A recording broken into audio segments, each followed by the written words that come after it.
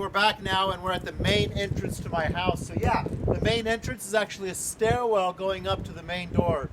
The idea again is to have the living spaces where we can take advantage of the great views out here in the woods and with the horse pastures, but also to create the sleeping spaces down near the thermal mass where they stay cooler in the summer and warmer in the winter, and to have the upper spaces closer to the Trombe wall and to the solarium so they can collect daylight heat and stay warm during the day.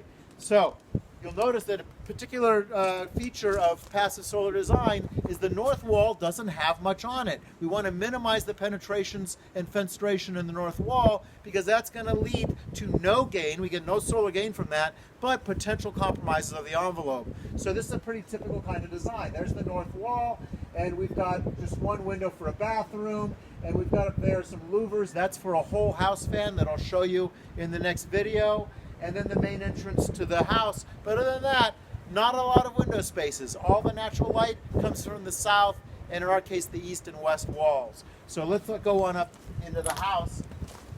Again, this is all tongue and groove cedar. We try to use natural materials as much as possible. So this leads into a roof deck, and the roof deck is actually paved with recycled tires. So these pavers are made of recycled rubber. Here we are in the roof deck, again, all natural cedar material. We chose a steel roof on this. Now realize that steel roof does have some embedded energy in it, so whether or not it's green kind of depends. In terms of a full life cycle assessment, it tends to have a much lower environmental impact because its life expectancy is about 50 to 70 years. So even though it has more energy than, say, a typical tar shingle roof, because it lasts so much longer than, say, a 15, 20-year cycle on a tar shingle roof, the actual energy input for the roof is much lower. In addition to that, we get much less thermal gain from this roof. A tar shingle roof or heavy roofing materials create a large mass that's exposed to the sun, which can create a lot of heat. This steel stays nice and cool, so it keeps the house much cooler in the winter months. As we go in here, what you're going to notice is there's also an airlock.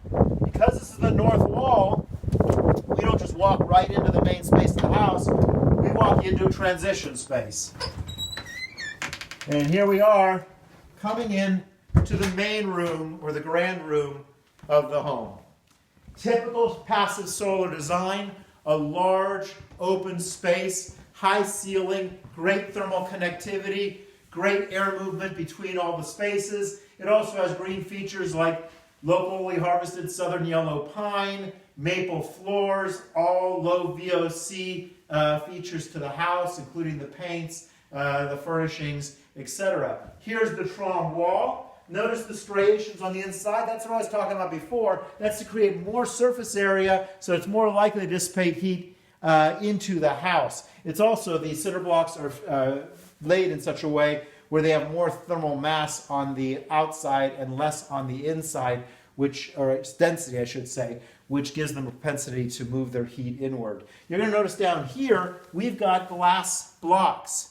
It used to be initially that this wall was designed like a typical Trombe wall for air circulation. So there's vents on the top, there's openings on the bottom, and it allowed the air to circulate through the great room. The problem with that is even in February, if it was sunny outside, it didn't matter what the temperature was, it was like 85 degrees in here, and that was just uncomfortable.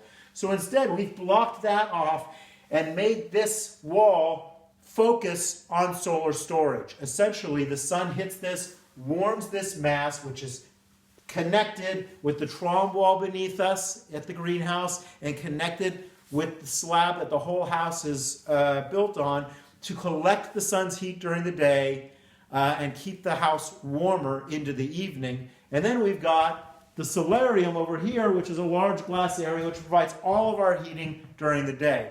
Today it's not too cold outside, but I can tell you it's plenty warm in here. And frankly, there's times when I come home in February from teaching class and it's 5 degrees outside, you know, just everything's frozen, you know how it gets, and I walk in here and it's 85 degrees and you almost want to open a window or two to allow some cold air in because it's so warm. And that's just because it's a warm, sunny day, and that is enough glass to produce significant heating for the house. As I mentioned outside, over 70% of the heating for the house is provided just by passive solar gain. In addition to that, you're going to notice this large open space also has some ceiling fans to it to supplement circulation. Up here is my office. You'll notice there's a big, large open window that allows circulation with that space. We've got this third floor up here, which is also a large open space. And then here we've got the kitchen area, and the same idea. Large integrated open space. That's not the only way of designing passive solar, of course. You can also allow air to circulate with walls, but this is a pretty typical kind of passive solar design. In terms of the kitchen area, you'll notice it's a little bit of a mess, but what do you expect? We've been living in our house 24/7 for the past month, as have you, I know. But it has all the green features you'd expect. It's got sustainably harvested maple cabinetry, which I installed. It's got LED lights. Again, we use the southern yellow pine feature as well. All high efficiency appliances. So again, being green means incorporating all aspects of this. A livable space, an open kind of space, good indoor air quality, low energy use, bringing it all together into a nice, livable space. And you can see here that, to me, this defies one of the claims of environmentalism that people often kind of misunderstand. This idea that to save the earth, we need to suffer. We need to kind of compromise in our desires, compromise in our aspirations in order to do the right thing by the environment. Well, I would argue that this building is not a compromise. This is a really livable, beautiful, open, well-lighted space that creates great living environment in my view, and it also requires zero energy and is a high-performance building using sustainable materials and high-efficiency appliances. But that's not a compromise. That's just about being smart and innovative. In the next video, we're going to go upstairs.